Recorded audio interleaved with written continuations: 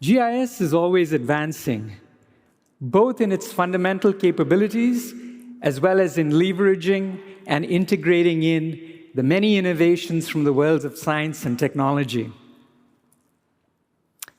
ArcGIS is a comprehensive geospatial platform for building systems and solutions. It has strong and foundational capabilities as well as content, and it's available as software, SaaS, and PaaS. Here you see some of those capabilities, mapping, data management, analytics, 3D visualization, imagery, GeoAI cutting across all of it. It's a really rich set of capabilities. It includes things like real-time visualization and analytics and field operations. ArcGIS powers your enterprise systems. It's for people and organizations across all functions and domains. GIS professionals, builders, developers, system architects, and DevOps engineers help deliver GIS to the rest of the organization and enable its use. ArcGIS is an enterprise platform.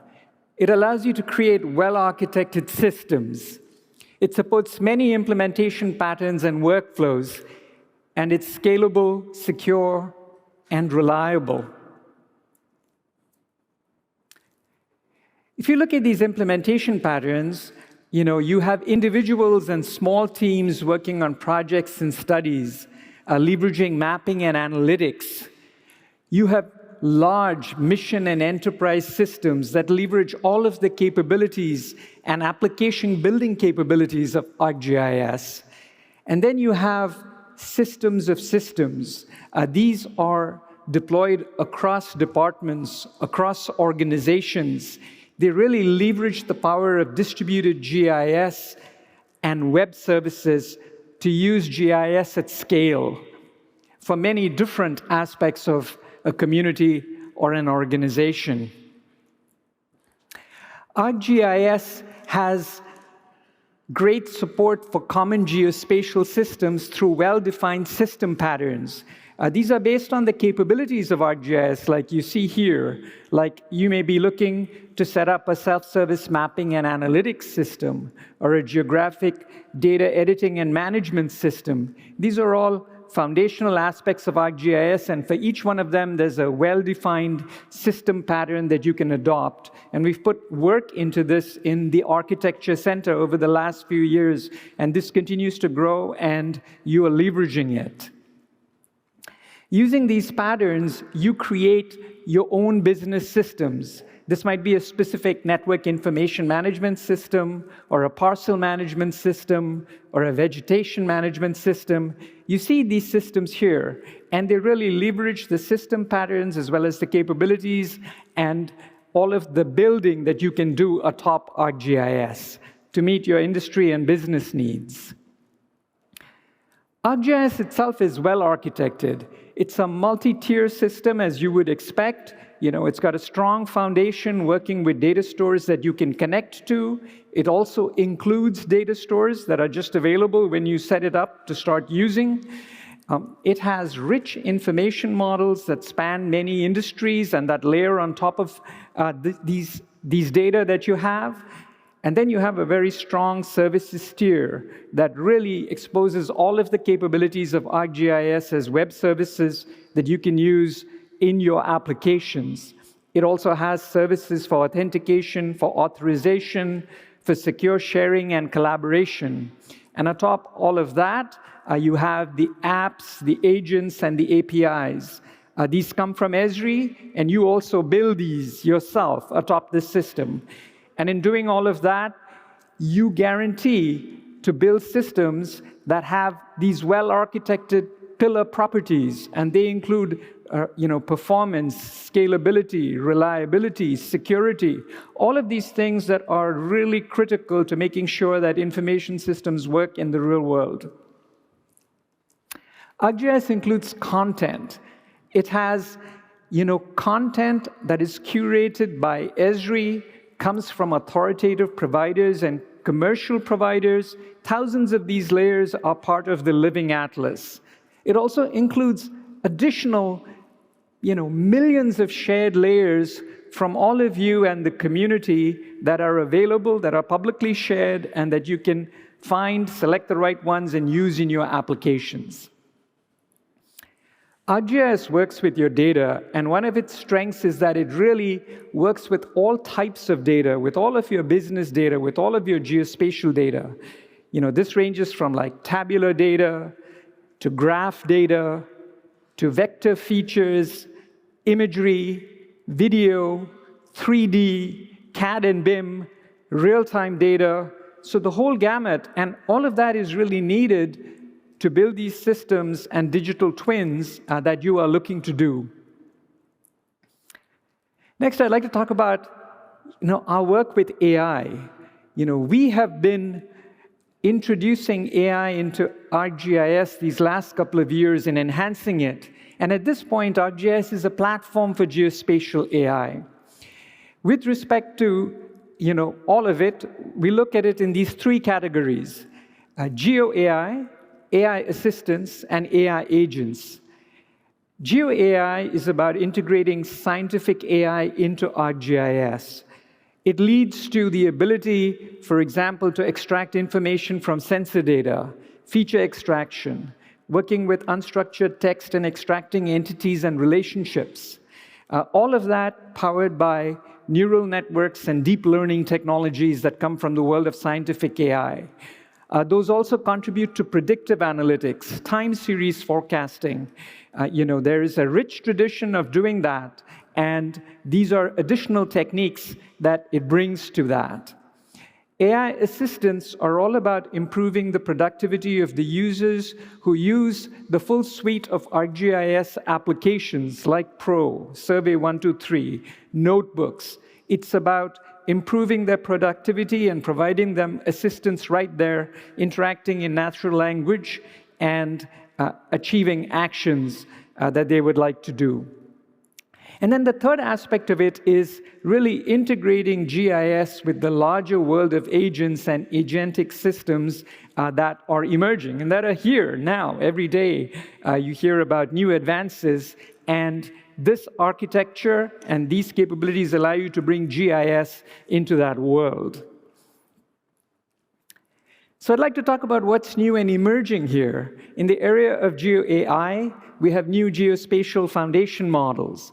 This includes location embedding models, as well as geospatial vision language models and backbones. You're going to hear more about these in a lot more detail on during the day 2 plenary.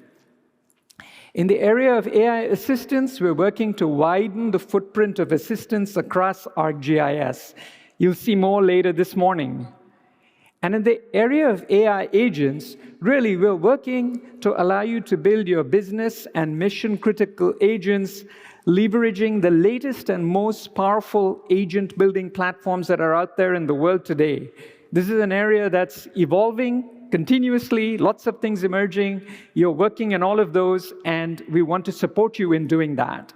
And MCP support is a key aspect of that that is emerging within ArcGIS. Also, ArcGIS itself, in building all of these assistants, has been creating skills and agents, and these are available for you to use. These foundational geospatial skills and agents, they run within ArcGIS, and that's also another opportunity for you to build agents. And finally, we're very excited to introduce the ability for you to create agentic web mapping applications using web components in the JavaScript API. You can run your agentic business logic on the client side and still, of course, work with the LLMs and all of the services that are available to you. And you'll see a lot of this later this morning. A modern GIS is a Web GIS. That's the term that we use for a web services-based system that allows you to manage, share, and utilize geographic information. It's all based on a distributed architecture and allows you to integrate all your sources and make them available anyway and everywhere that you need them to be. All of that is powered by web maps, web scenes, and layers. These web maps are very powerful abstraction. They're a declarative representation of your data, of a collection of layers, and they have all of the properties that enable visualization, editing, analytics, and you can bring them right into your applications, and they really can be used across multiple applications. If the map needs to change, you change the map, and your application surfaces all of those changes immediately. You don't have to change code. So a very, very powerful abstraction on which a lot of GIS is built. These web maps engage and interconnect everyone, and that's because everybody gets maps. People rally around them. They make information visible and clear, and they're a common framework for collaborating and problem solving. So they're really used across organizations, like you well know. ArcGIS includes many apps. These apps use these maps and scenes and layers. They include apps for collecting data out in the field, apps for sharing information, apps for building apps, and the whole gamut, and then, of course, the apps that you build. Well, to look at Web GIS in more detail and to look at its core foundations, we have Jeremy Bartley to take us through that. All right.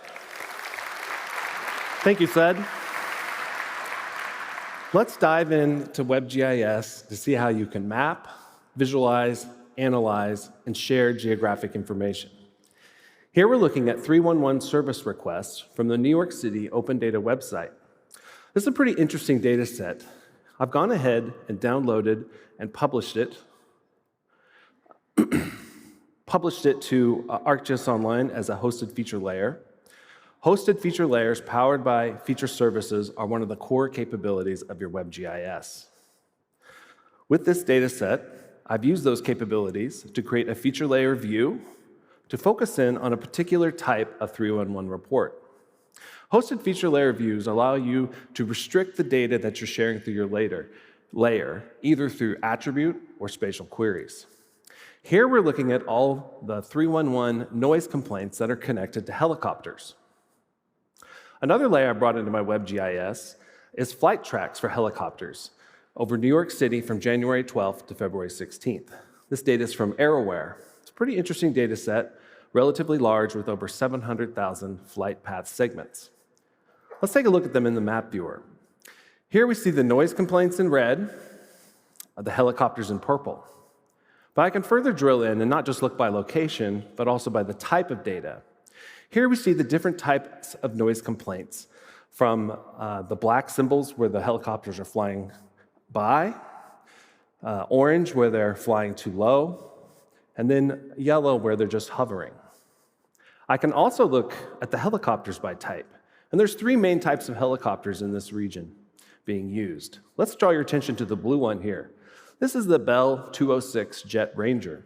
It's commonly used for tours. It happens to be an older style of helicopter that's also a little bit noisier than more modern ones.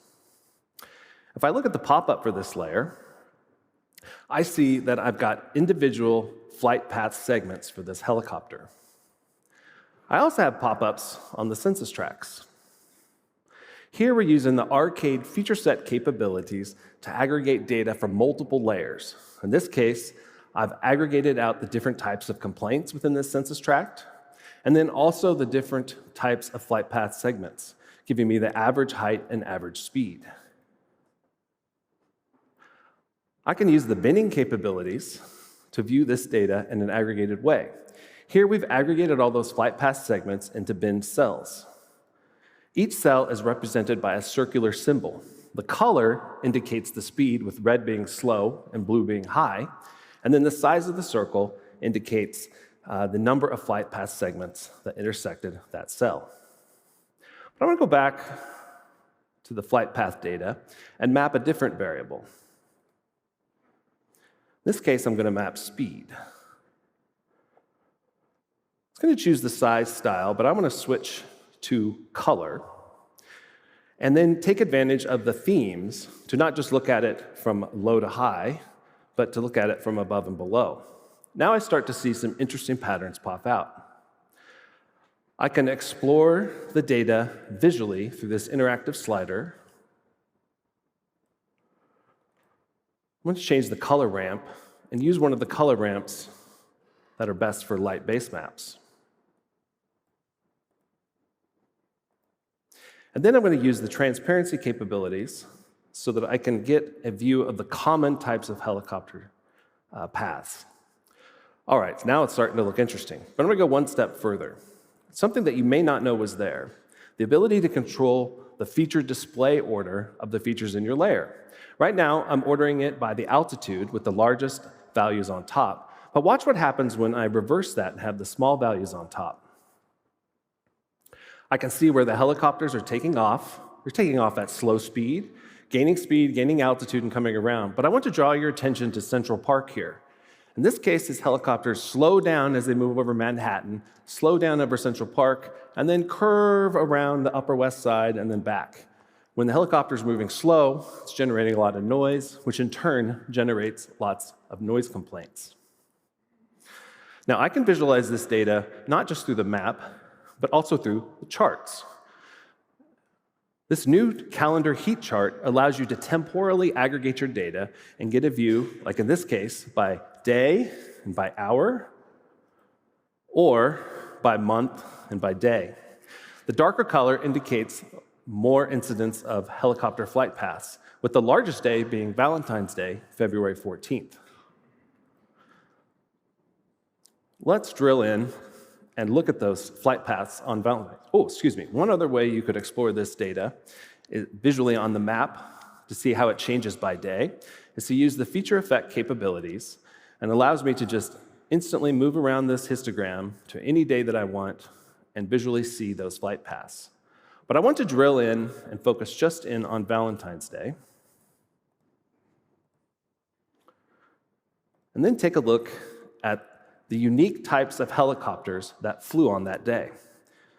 I can focus in on a particular helicopter and see that highlighted on the map. And then I could further go one step further and have a layer that's kind of targeting that specific helicopter on that specific day. And then I can use this temporal line chart to visualize the individual flights that helicopter took. Okay, once your mapping and visualization is set up, you could take this web map and you could share it through one of our low-code, no-code web applications, from dashboards to story maps, experience builder, and instant apps. I've gone ahead and used the Chart Viewer Instant app to publish this data for my end users to interact with it. They can interact via the map or the chart. Now, these layers aren't just for web maps. These feature layers can also be used in web scenes. Here, we see this data in the scene viewer, that same layer of flight paths, but I'm using the Z values in those flight paths to map them at the correct altitude. I want to change the base map and call your attention to a new base map in beta, and that's Google's Maps photorealistic base map. This allows you to bring the same data used in Google Maps into your web scenes, so that you can get a picture of the helicopter flight paths, along with the incidence of noise complaints, with the backdrop of that realistic data. Now, just like with web maps, I can take this web scene and I can use one of our out-of-the-box applications, or I can use one of the mapping SDKs to create highly focused and interactive applications so that you can tell your story for your users. So I hope this tour of WebGIS has shown how you can map, visualize, analyze, and share geographic information. Back to you, Sud. Thanks, Jeremy. I'm sure you'll agree that that was a really great and deep demonstration into this fundamental core aspect of WebGIS. Thank you. ArcGIS is advancing in all of these different areas, in its architecture, across all of these capabilities, in integrating AI, also with respect to its enterprise readiness, performance, quality, and productivity.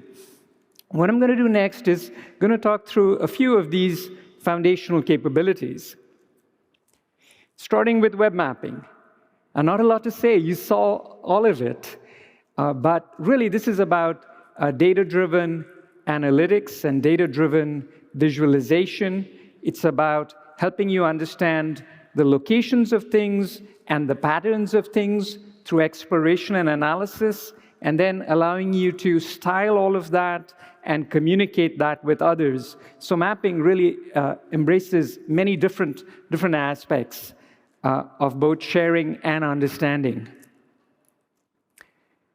Another key area that GIS focuses on is spatial analysis and data science. Here we have a comprehensive collection of tools that allow you to analyze tabular data, feature data, raster and graph data. So all of these are focused analytics against these different data types.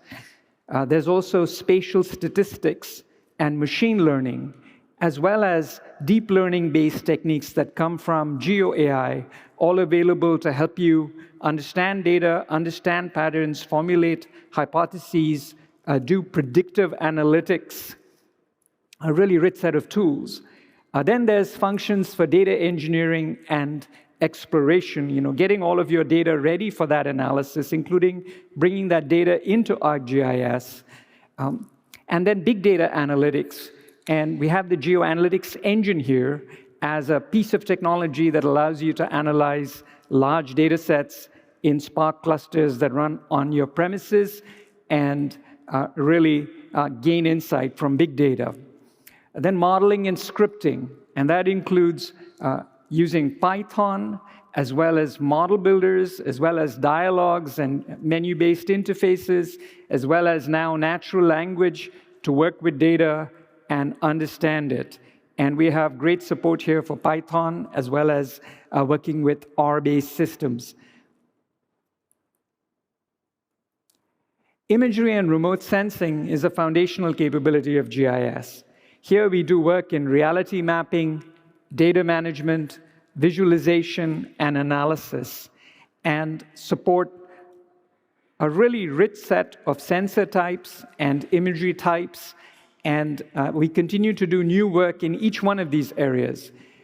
In reality mapping, our latest work is in allowing you to generate Gaussian splat representations derived from imagery. These can represent data in really fine detail and allow you to breathe real, detailed, precise life into your digital twins.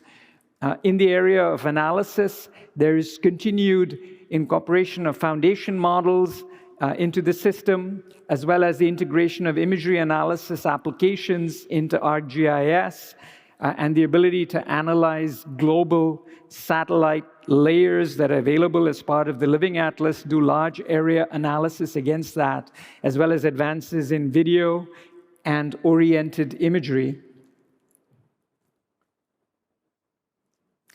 3D GIS enables living digital twins. Here, we're really focused on data representation, working with all kinds of data from point clouds to meshes to 3D objects, supporting both 3D tiles and I3S as ways to stream this data out for rapid visualization and for visual analytics and use. Working to fully bring that Gaussian splat layer to life in 3D, both for visualization and for use with interactive tools. Working on things like the XR viewer and flow renderer, a really rich set of capabilities. GIS is fully 3D. In the area of real-time, we have Velocity and Geo Event Server. Velocity is our SaaS offering. Geo Event Server runs on premises, and they support visualization, analysis, alerting, and actuation, working with these real-time feeds.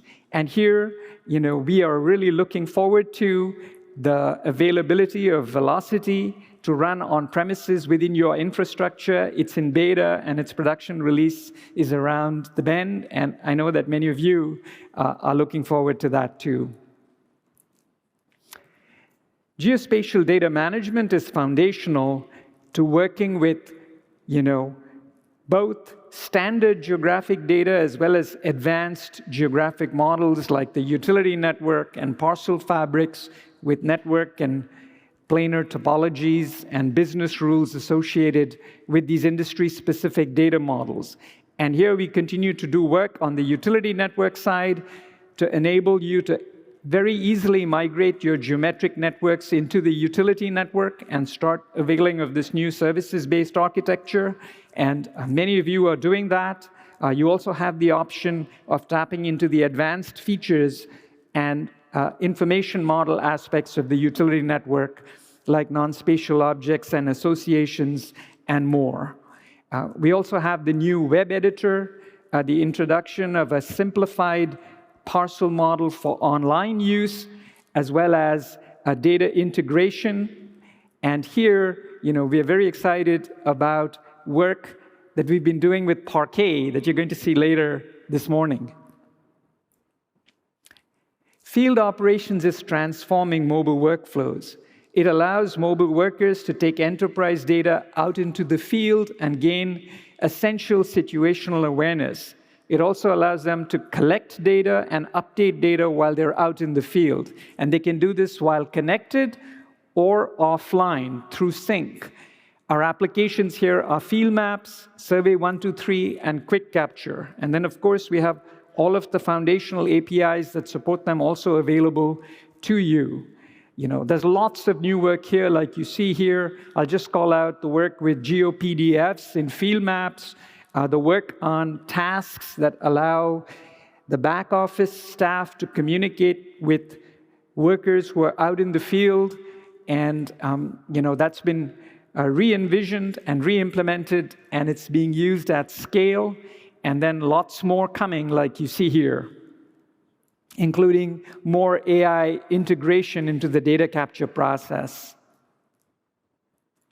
I'd like next to turn to the foundation products. We call these the foundational pillar products that support ArcGIS. There's ArcGIS Pro, which is a comprehensive application for GIS professionals. At its core are mapping, data management, and analytics. They are really the core of GIS. But it has also very powerful extensions for working with all of these different data types, like imagery and transportation networks, and doing 3D analysis, the whole gamut. Pro is a really powerful application that brings it all together, and there's lots that's new and improved, including the new unified metadata editor, as well as the redesigned model builder, which is really ergonomic and allows you to create analysis models in a very streamlined way, and of course, continue work on releases that allow you to be productive from a performance and a quality perspective. ArcGIS Enterprise allows you to run Web GIS in your own infrastructure. It's available on Windows, Linux, and Kubernetes. It has all of the capabilities, as well as it's the foundational system for managing these advanced systems of record via a services-based architecture. It also has many powerful extensions. New additions to it in recent times include the web editor, as well as data pipelines, which has been released in beta, and that really supports your data engineering and data integration, and will be coming to production, and more like you see here. ArcGIS Online is comprehensive Web GIS available as SaaS. It's there ready for you to start using, and that's what organizations do. They adopt it and start building on top of it their specific systems that they need. It now supports security certifications, both FedRAMP Moderate as well as ISO 27K for the EU.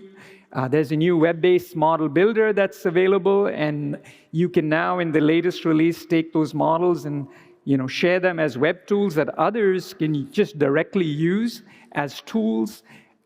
There's more imagery analysis and exploitation, like I talked about before.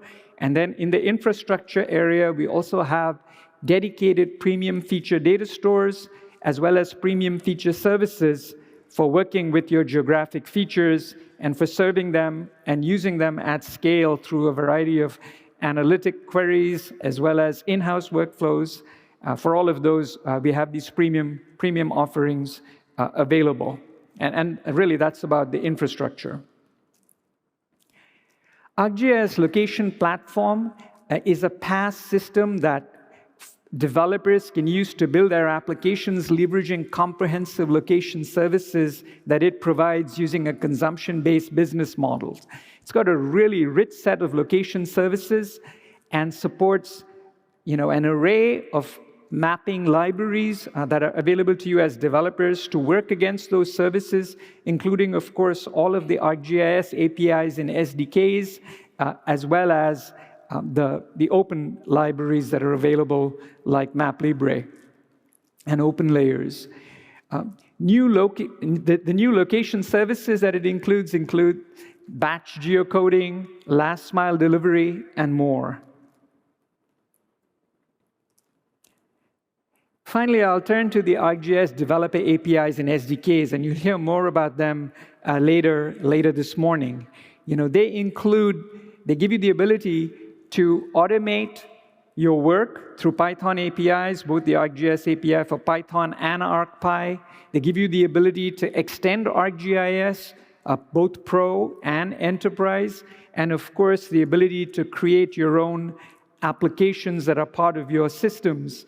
And that's using the ArcGIS Maps SDKs for JavaScript, for native mobile devices, for game engines, and then, of course, the open source APIs that I talked about earlier. So that was a tour of the ArcGIS system and some of what's new, and I'll hand it over to David. Great. Thank you, Sud. You're welcome. Thank you.